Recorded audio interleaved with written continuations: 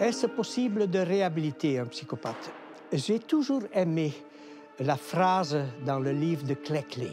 La réhabilitation ambulatoire du psychopathe est aussi difficile que l'ablation de la vésicule biliaire d'un lièvre en pleine course.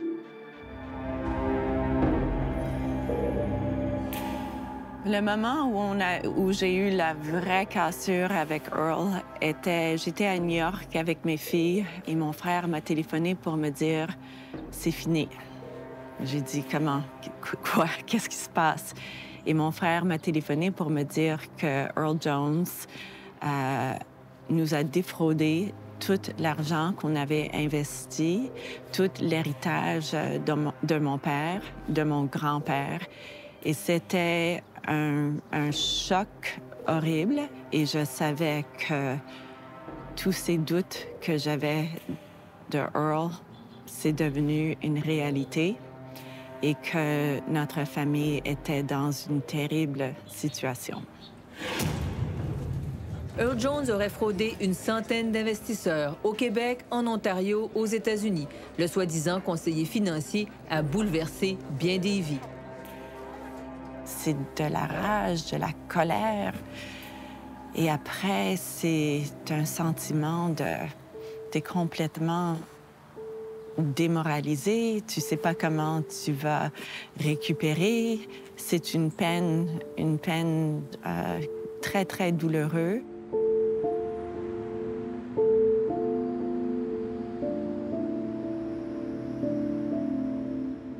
Au départ, on peut s'être fait charmer par cette personne-là. Et quand ils sont très intelligents, très habiles en manipulation, ils te laissent croire qu'ils s'intéressent à toi. Ils le font pour leur propre gain. Ils le font pour t'entrer dans leur jeu. Ils le font pour pouvoir t'utiliser. Mais ils peuvent le faire bien. Et c'est ça qui est difficile. Donc, il y a des gens qui sont intelligents, qui sont des personnes très respectables, qui ont pu se faire avoir. Et quand ça nous arrive puis que ça nous frappe au visage, on se sent tellement mal. Parce qu'on combine une colère de s'être fait trahir dans une relation où nous, on était investis, à un sentiment de culpabilité et une perte d'estime de soi, de dire comment j'ai pu me faire avoir. There's a lot of people who told me they're alleged victims who've talked to me who said they were friends of yours, family members. They have a lot of questions for you. How did this happen? I'll have to talk to my lawyer about that. I'm not allowed to under my bail notice. I'm not allowed to talk to anyone. Maintenant que je suis plus âgée et que j'ai vécu l'expérience de Earl Jones, ça m'a vraiment ouvert au point d'une duplicité dans le caractère de quelqu'un. Un côté, c'était la personne qui était charmante, agréable, j'aimais être dans sa compagnie. Et l'autre côté, c'était une personne très manipulateur. Earl est un menteur pathologique d'un niveau qu'on ne peut même pas imaginer. Earl, c'est un psychopathe. C'est quelqu'un qui va vraiment aller te chercher. C'est quelqu'un qui prend du temps, du soin, qui travaille fort pour que tu sois dans sa confiance. Et dès qu'il sait, dès qu'il t'a amené à ce point de confiance, boum, il va te détruire. In September, Fife pleaded guilty to murdering 5 women. Today, police released names of 4 other women Fife says he killed.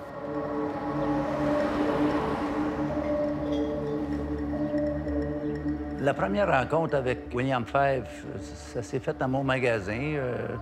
Il est venu s'offrir pour travailler, faire de l'entretien paysager, des choses comme ça, là, tu sais.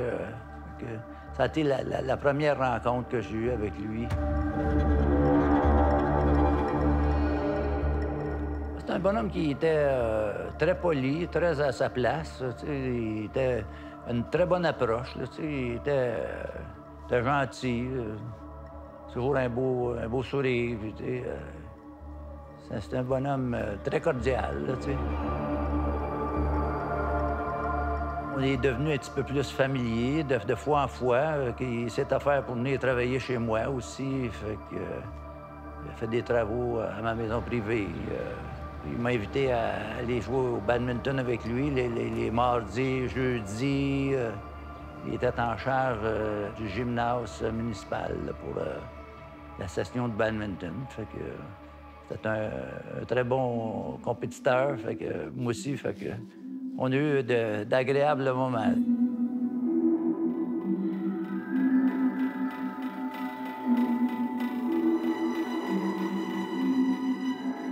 On avait une entière confiance en lui. On pouvait lui donner les clés de notre résidence, puis dire, bien, regarde, va faire tout ce que tu as à faire, puis ainsi de suite. Et il était très bien perçu de la communauté. Tu sais, il était un bonhomme qui était toujours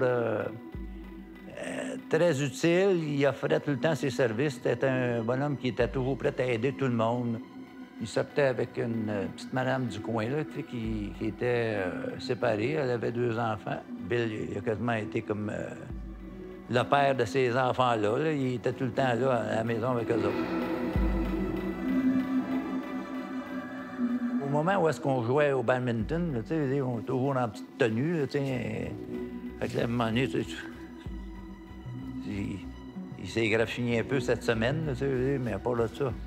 Il travaillait dans le débroussaillage, puis coupage d'arbres. Fait que c'était un bonhomme que on se disait, ben regarde, il s'est fait mal... en travaillant dans les branches, puis ces choses-là, des graphings, là, ses bras, puis des fois ses mains, puis même des fois dans la figure, là, tu te disais, ben voyons, on ne pouvait pas vraiment déterminer qu'il s'était coltaillé peut-être avec des victimes aussi, on ne sait pas.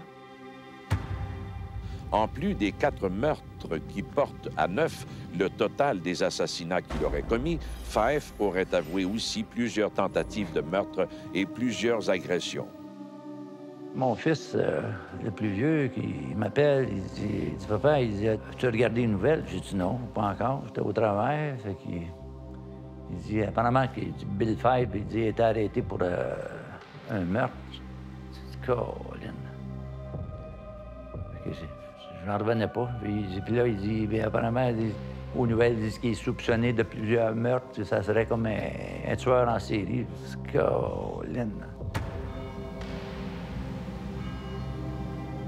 Ça me rentrait pas dans la tête, là, tu sais, je voyais pas Bill, tu sais. Un bonhomme qui était tellement sympathique, puis tout, là, tu sais, puis calme, puis... C'est bien difficile à réaliser, là, tu sais, que ce bonhomme-là, il était vraiment, là, il était malade.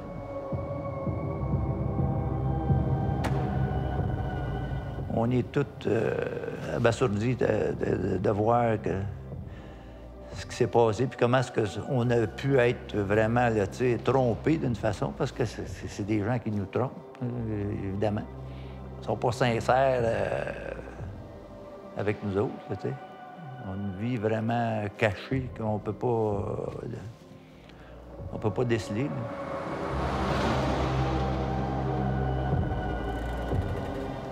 Ça nous fait réfléchir. Tu sais, des fois, on côtoie des gens, puis on pense qu'on s'ouvre à eux autres, on est bien ouvert, puis on a entière confiance.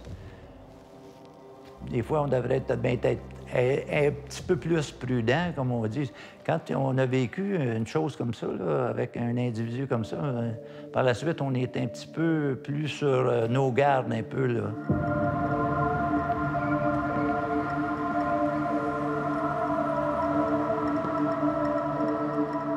You look at the personality, and here's somebody that is all about me. I'm totally, as a psychopath, it's all about me. Everything revolves around me. And really, I don't care about you. I care that I could maybe take what you've got that I want. But it's all self-gratification. And so the psychopath says, what's mine is mine, and what's yours is mine as well.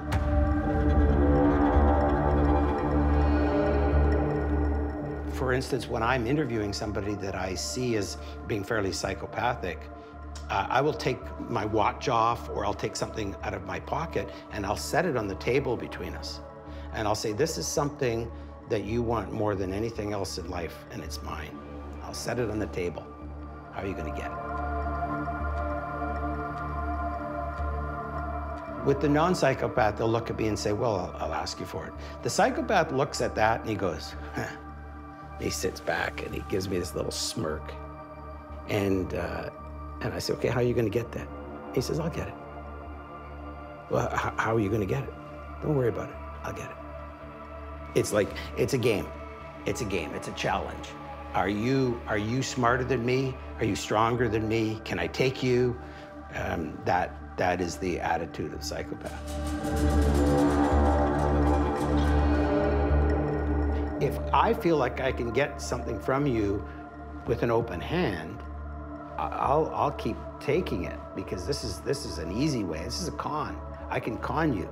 But if the con's not working and I want what you have, like say I want you sexually and you're not coming to me, I have other things that I can use. And so they will resort to violence in order to get their needs met. But a lot of people say, well, you know, they're always violent. No. Violence is a useful tool for them.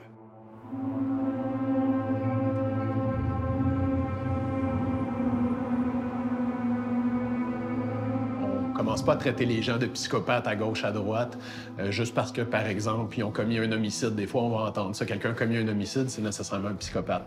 Dans la majorité des meurtriers, c'est des non-psychopathes. En fait, les non-psychopathes commettent beaucoup plus de meurtres que les psychopathes, parce que les meurtres, habituellement, c'est relié à une perte de contrôle émotionnel. Donc, situation de crise, j'ai perdu le contrôle, j'ai tué ma conjointe, par exemple. J'ai perdu le contrôle, j'ai tué un de mes amis. Fait qu'il y a une perte de contrôle des émotions qui est associée à l'homicide la plupart du temps. Puis les psychopathes sont très en contrôle de leurs émotions. Donc, la plupart du temps, quand les psychopathes vont commettre des homicides, ça va être de la violence instrumentale, c'est-à-dire de la violence qui est dirigée vers un objectif.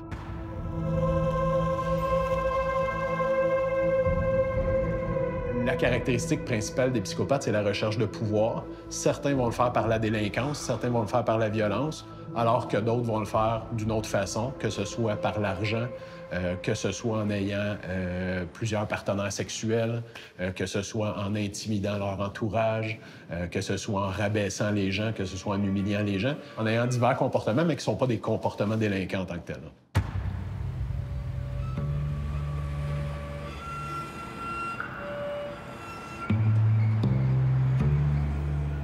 I always am at the border, so I can say happily that I'm not a categorical clinical psychopath, but I come that close.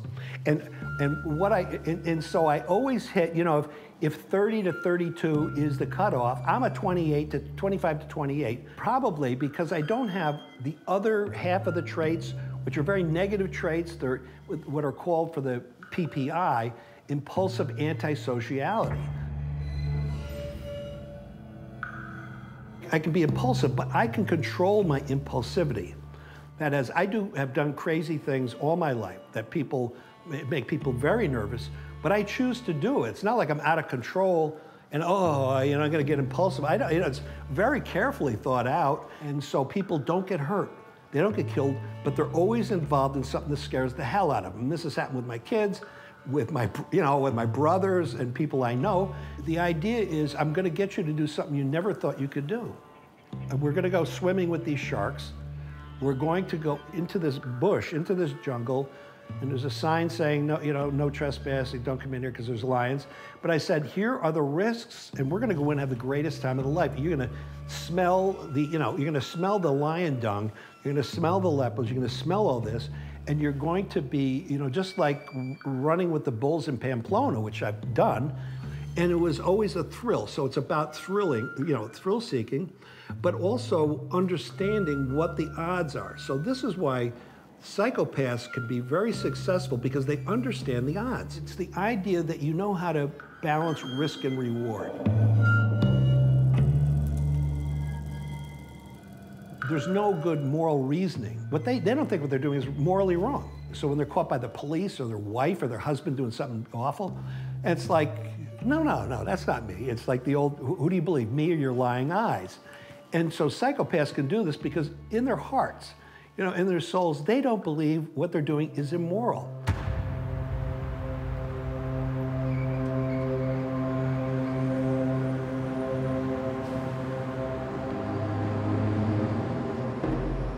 Vous savez, le psychopathe, même s'il se promène tranquillement et sagement sur la rue Saint-Denis ou sur la rue Sainte-Catherine, ça reste un psychopathe. Il est en train de rien faire de mal. On ne peut pas le coincer dans une activité criminelle ou délinquante du tout. Pourtant, il est psychopathe. Pourquoi dis-je cela? C'est parce qu'il est quand même aux prises avec un high, avec une exaltation intérieure, une illusion de toute puissance. Et il regarde le réel avec des yeux d'un psychopathe.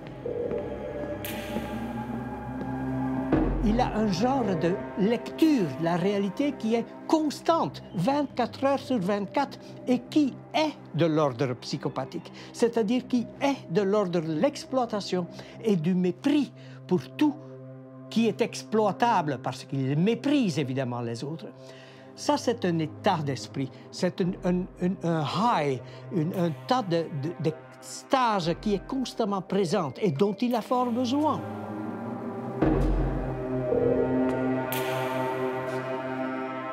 Bien sûr qu'il y a souvent que ce high ne lui suffit pas. Et il faut qu'il fasse un geste d'éclat pour justement se injecter un peu plus de fuel qui va nourrir ou alimenter son high, son exaltation. C'est comme ça qu'il faut le voir. Il est toujours high, il est toujours tout-puissant, il est toujours quelqu'un qui a une idée de soi absolument grandiose. Mais des fois, par le crime ponctuel, il faut qu'il s'injecte juste un peu plus de drogue à high.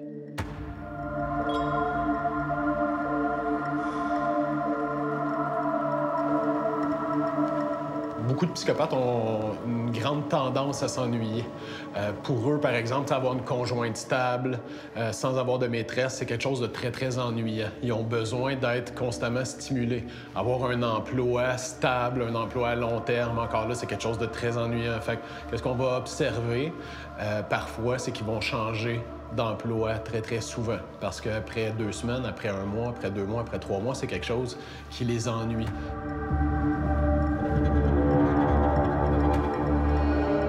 Ils ont ce besoin de stimulation-là dans toutes les sphères de leur vie, donc autant au niveau de leurs loisirs, au niveau de leur vie personnelle, au niveau de leur vie sexuelle, au niveau de la consommation, beaucoup porté vers les drogues stimulantes. Donc tout le circuit de récompense, le circuit dopaminergique qu'on appelle, ils vont avoir tendance à avoir besoin de le stimuler énormément, contrairement au commun des mortels, si on veut.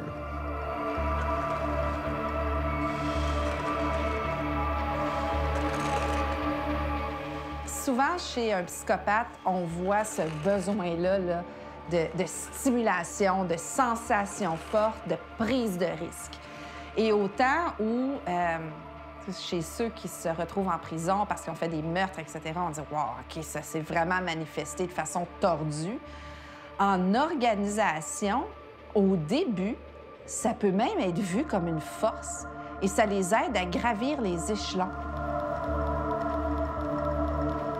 L'audace, la prise de risque, elle est récompensée et elle est valorisée. Donc, et on ne se rend pas compte à quel point, justement, tu sais, la ligne entre il est audacieux, entrepreneurial, la prise de risque est là et cette personne-là n'est pas juste audacieuse et entrepreneuriale, elle est dangereuse, elle va franchir des lignes qu'on ne devrait pas franchir. C'est pas évident au début. Mais à terme, ce besoin de jouer avec les limites, de les repousser constamment et de stimulation va entraîner des comportements vraiment nocifs pour l'organisation, des décisions inconsidérées, des gestes posés où vraiment la fin va justifier les moyens et ce ne sera jamais assez. Donc, toujours plus de contrôle, toujours plus de pouvoir.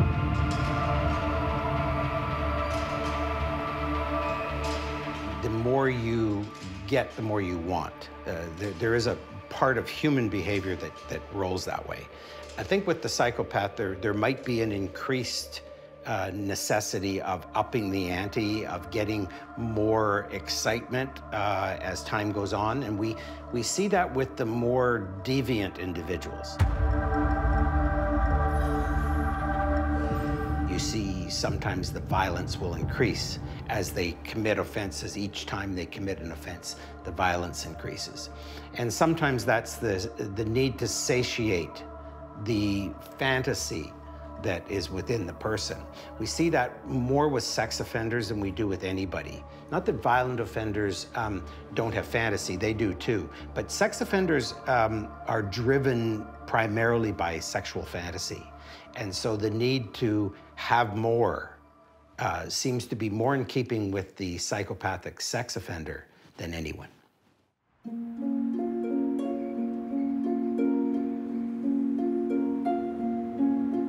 Ce qui est intéressant avec le cinéma, c'est qu'on peut voir un petit peu la façon dont la société évolue avec l'image du psychopathe, la croyance que la société a de c'est quoi un psychopathe. Donc quand on regarde un petit peu les films qui ont été réalisés, on voit le psychopathe qui est un meurtrier, par exemple. On a pu le voir avec Le Silence des agneaux, on a pu le voir avec Orange Mécanique, ou alors encore avec des films comme American Psycho, par exemple. Plus dans les années 80-90. Puis de nos jours, il y a une évolution. On réalise justement que tous les psychopathes ne sont pas des meurtriers, en quelque sorte. Puis qu'une partie des psychopathes sont des psychopathes fonctionnels qui vont investir, par exemple, le milieu des affaires. Le problème avec les films, c'est que c'est pas forcément une bonne représentation de ce que c'est que la psychopathie. C'est des caractérisations exagérées de ce que c'est que la psychopathie. Mais si on devait penser à quelques exemples, justement, je penserais à Leonardo DiCaprio dans Le Loup de Wall Street, qui est un bon exemple de psychopathe fonctionnel, avec le besoin d'admiration, la recherche de sensations fortes, et puis le manque d'empathie aussi de manière générale. Quand on regarde le film, c'est présent pendant toute la trame du film. You finally found a broker on Wall Street that you can trust and who can consistently make you money. Sound fair enough? Puis un autre film intéressant aussi, donc j'évoquais aussi un petit peu avant, c'est American Psycho avec Christian Bale, justement. Et ici, on est à cheval entre le psychopathe fonctionnel, on est encore dans le milieu des affaires, là, Wall Street, puis on a aussi un psychopathe qui commet des crimes violents. Et ce qui est intéressant dans ce film, justement, c'est qu'on voit tout le cycle de fonctionnement du psychopathe. Il va y avoir tout un processus par lequel il va justement se mettre en colère, se sentir victime d'une injustice pour repasser à l'acte. And though I can hide my cold gaze, and you can shake my hand and feel flesh gripping yours, and maybe you can even sense our lifestyles are probably comparable, I simply am not there.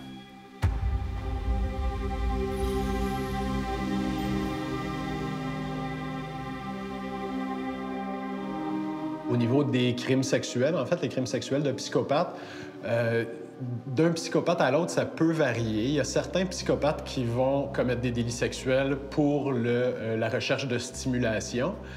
D'autres, ça va être vraiment plus au niveau de la satisfaction de leurs besoins sexuels immédiats. Donc, j'ai un besoin sexuel présentement, je dois trouver quelqu'un qui va satisfaire mon besoin sexuel, puis ils vont commettre dans ce contexte-là des fois des viols opportunistes.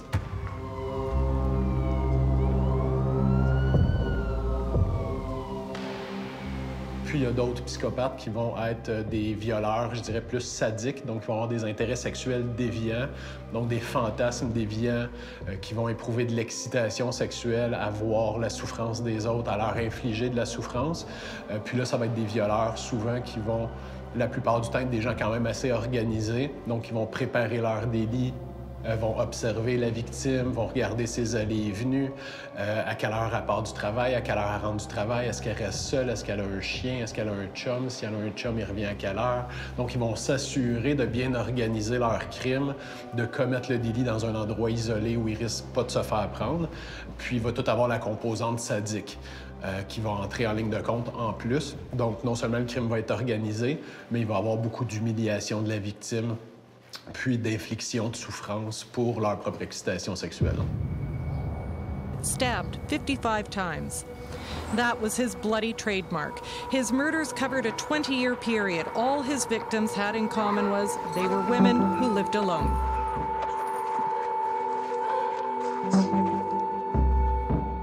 The worst case scenario, as I refer to as the nastiest cocktail, is to have somebody that is both psychopathic and sadistic. There's a wide array of psychopaths, and you have this successful, quote-unquote successful white-collar psychopath, and then you have the guy that basically is just in and out of prison at the other end, right? But all the way through, there are psychopaths in every layer of society. And so the brain of the guy that's going in and out of prison, committing violent acts, and the guy that's moving up the ladder in business may be the exact same, but they have learned, whether it's through higher IQ, better socialization, less neglect and rejection in childhood, they've learned to manipulate better at this end than they have at this end.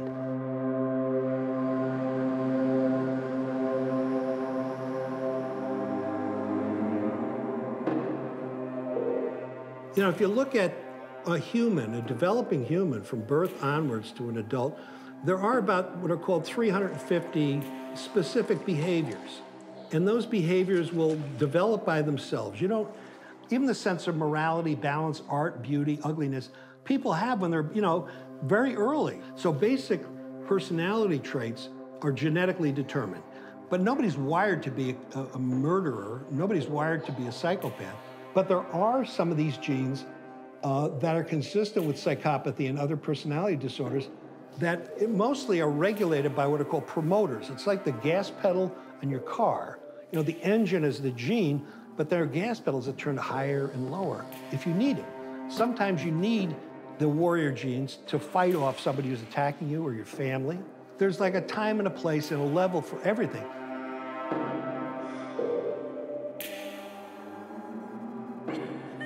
If somebody has certain combination of genes, which makes them susceptible to trauma, and they are abused or abandoned, like they have no father or they're sexually or emotionally abused, this is bad news. This is somebody who's can be almost like an inevitable psychopath, but you have to have a combination of genetic alleles and you have to have some trauma in your life. And that affects these promoters. You know, it's like the gas pedal. It's like you put a brick on the gas pedal and it's on all the time. So it becomes independent of the social context. So here's somebody who is aggressive, violent all the time. Somebody who is sexually aggressive all the time.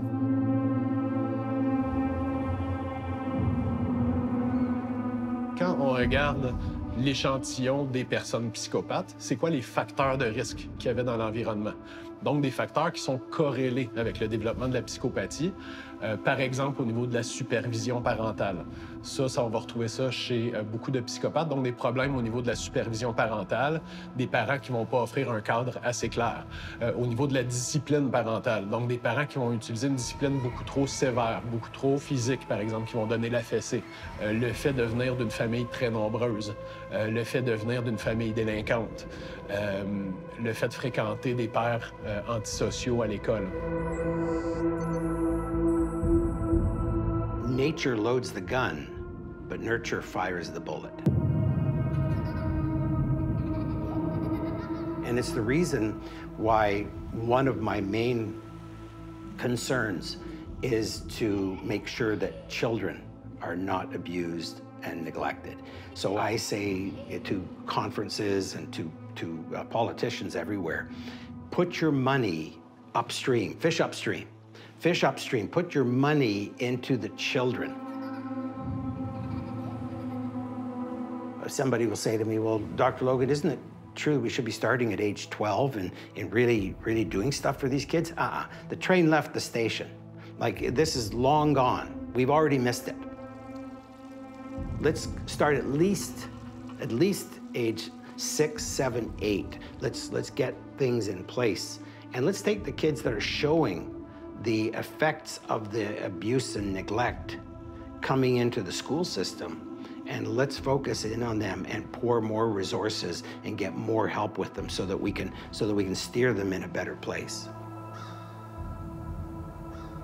And my belief is that if we own them, my belief is that these are the ones that we should be focusing on because these are the ones that are going to hurt us in society.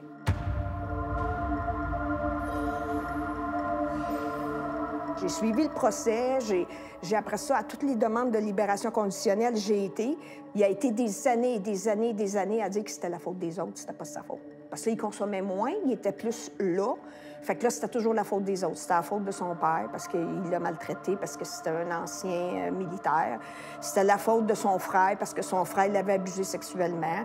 C'était toujours la faute des autres, tout le temps, tout le temps. Moi, je pourrais dire qu'il n'est pas prêt à réintégrer dans la société parce qu'à la dernière réunion où j'ai été, il mentait encore. Fait que moi, j'y crois pas à sa réinsertion. Puis moi, ben c'est pour ça aussi un peu que je veux me faire entendre parce que je me dis, en société, il peut refaire les mêmes choses. Tu sais, c'est un homme qui est rendu à 60 ans passés, rendu à 60-65 ans, il te remet en société, tu fais quoi? T'as rien. T'as pas d'études, t'as pas d'argent. T'es psychopathe, tu fais quoi? Ils le libèrent pour aller travailler. Ils font faire des 6 à 8 heures, OK? Il est dans la cuisine. Puis c'est ce qu'ils m'ont raconté, tu sais. Puis ça, c'est pour... Puis lui, s'il en parlait, c'est pour l'aider à se réintégrer, tu sais. Tu sais, c'est 2 bâtiments. Il y a une rue à traverser, puis c'est proche. Il n'est pas supposé côtoyer personne, mais c'est un édifice où il y a des étudiants, puis ce que j'ai entendu, c'est des jeunes filles. Ça, c'est pas rassurant non plus. Je suis contre qu'il soit remis en liberté. Moi, je suis contre ça. C'est pas moi qui décide, je suis bien consciente de ça, mais je suis d'accord pour me faire entendre puis pas accepter que ça se fasse. Parce que il est dangereux.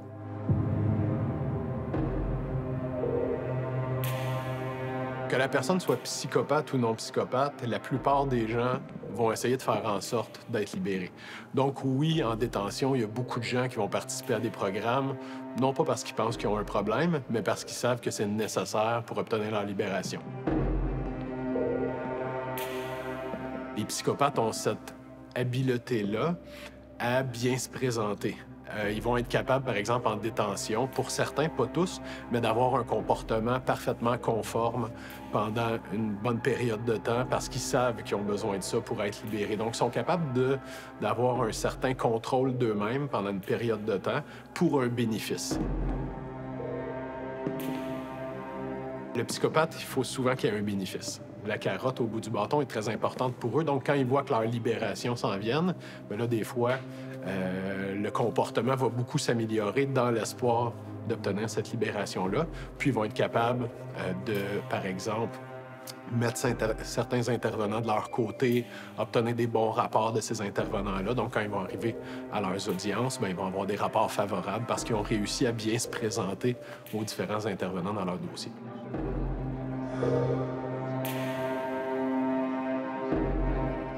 Quand j'ai été à la réunion des libérations conditionnelles, c'est là que il y a plein de questions qui ont été posées. Puis là, lui, il est revenu avec le fait qu'on y en voulait encore. Puis là, il a demandé pardon. Mais ça fait pas longtemps. Mais ce qu'il n'a jamais compris, comme je répète, c'est qu'on a peur de lui.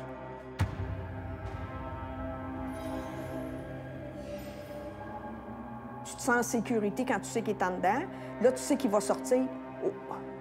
Là, moi, j'ai bien spécifié. Je veux savoir où il est, qu'est-ce qu'il va faire. C'est sûr qu'il est censé aller dans une maison de transition. Et où la maison de transition? Dans quelle ville? Tu sais, parce que moi, je veux me protéger de ce monsieur-là.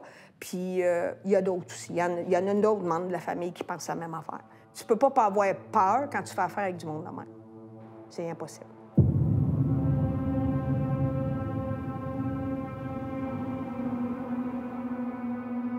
Les psychopathes, c'est un cas particulier parce que ce pas des dossiers qui sont faciles à évaluer. Les commissaires sont très soucieux, hein, à la fois de la réhabilitation de la personne et de la protection du public et de la protection de la victime qui a subi un un tort irréparable plusieurs années auparavant.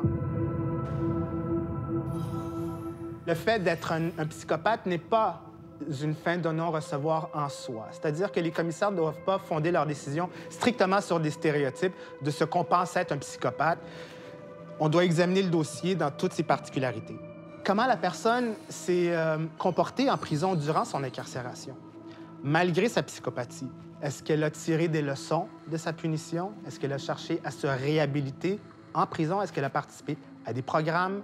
Est-ce que la personne est toujours animée par des pensées violentes? Est-ce que la personne est toujours ultra narcissique? Est-ce que la personne manifeste toujours un manque d'empathie envers autrui? Ou est-ce que la personne, elle a fait un cheminement, n'a pas eu de manquement disciplinaire, n'a pas commis de gestes violents graves, bref, cherche à authentiquement présenter le portrait de quelqu'un qui, si on la remet en liberté, respectera ses conditions et ne constituera pas un danger pour le public.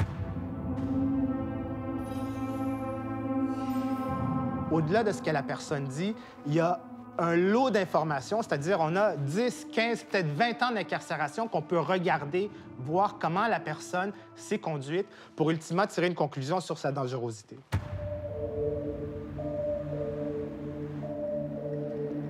Le psychopathe n'est pas réhabilitable, ou pratiquement pas. On espère toujours à un burn-out, c'est-à-dire quand le psychopathe vieillit, il perd son combustible et il devient plus calme, comme vous et moi d'ailleurs, n'est-ce pas? Il devient plus calme avec l'âge. On a appelé ça, dans la criminologie de l'époque, le burn-out du psychopathe.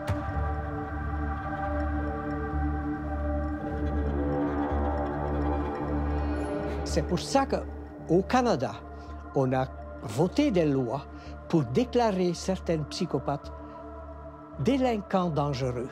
C'est-à-dire leur sentence ne sera pas calculée 6 ans, 10 ans, 15 ans, mais ils auront une peine de prison indéterminée jusqu'au moment où les professionnels qui doivent le regarder observent que son combustible commence à être brûlé.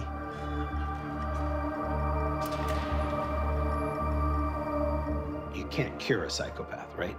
And the word cure is interesting because we're talking about actually changing them from the inside out. So what we don't want to do is cure anybody. What we want to do is in treatment, is we want to show them that there's a different way of thinking. If you always think this way, you'll always get the same results. If the result ends you up in prison, you might want to change your thinking. So we'll work in a cognitive behavioral way to change your thinking so you won't end up here again. That's your best interest. And that is the way, the only way that we can make sense to the psychopath. And I believe that some of them are capable of changing their thinking.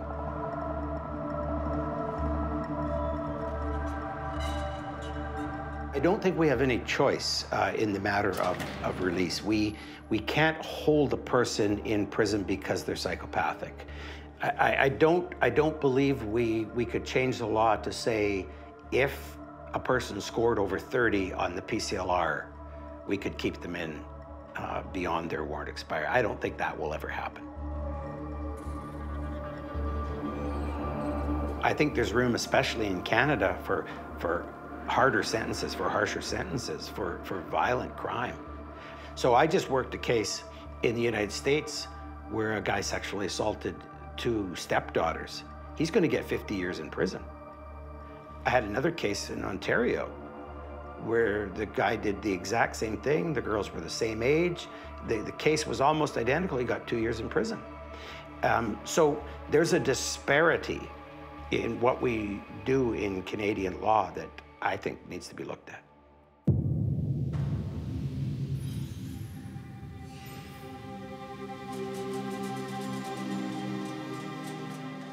On a eu une certaine justice parce que Earl est quand même allé à la prison.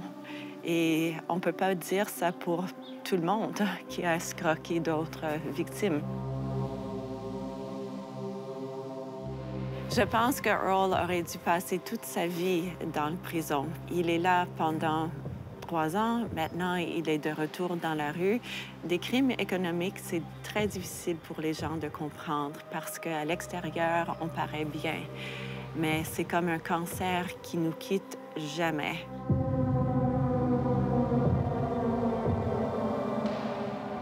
Il est sorti, puis il habite Westmont avec sa femme. Il habite Westmont. Il habite pas Hochelaga Maisonneuve, là, puis c'est pas méchant ce que je dis, mais il habite Westmont. Il est pas dans la rue, là. Il est pas dans la misère. Alors, comment ça se fait que des gens qui ont perdu tout ce qu'ils avaient, il y en a qui en sont décédés. Il y a des gens qui avaient même plus d'argent pour leurs médicaments, pour leur épicerie. On s'est organisé, le groupe, pour avoir des coupons pour que les gens puissent aller chercher de l'épicerie. Il y a des gens qui sont restés dans la misère puis qui verront jamais la différence. Ils ne retourneront plus jamais à ce que c'était avant. Puis leur agresseur, leur floueur, lui, il est avec sa femme, puis il voit encore sa famille. Puis... Et de quoi il vit, je me pose la question. C'est sûr qu'il a caché de l'argent, parce qu'il planifiait ça, sa sortie, là. Il a planifié très fort. Alors, il est où l'argent?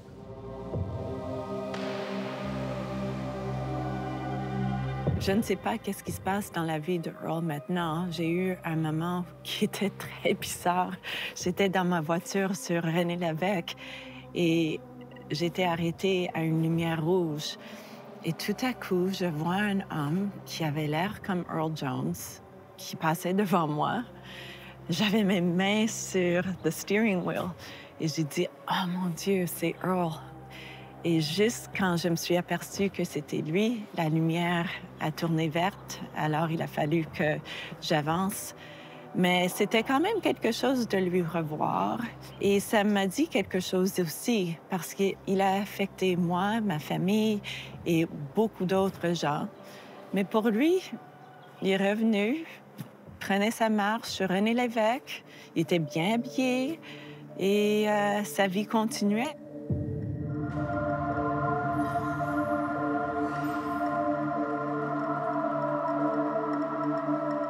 I think one of the ways we protect society is with police having more of a knowledge, with prosecutors having more of a knowledge, with judges having more of a knowledge about this phenomenon called psychopathy, to the fact that there are some people that are just more dangerous than others. And so we have to deal with them in a different way. And the more education that we roll out, the better off we are in terms of public safety.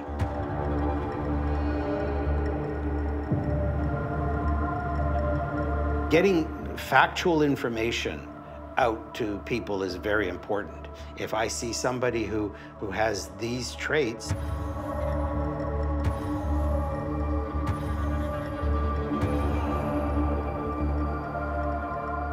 I want to be a little bit cautious around them because maybe I won't trust them when they come over and tell me about this lovely financial scheme that they're involved in and you can invest in it, right? Or maybe I won't leave my children with this particular individual to care for them or to even, have surveillance of them in the playground.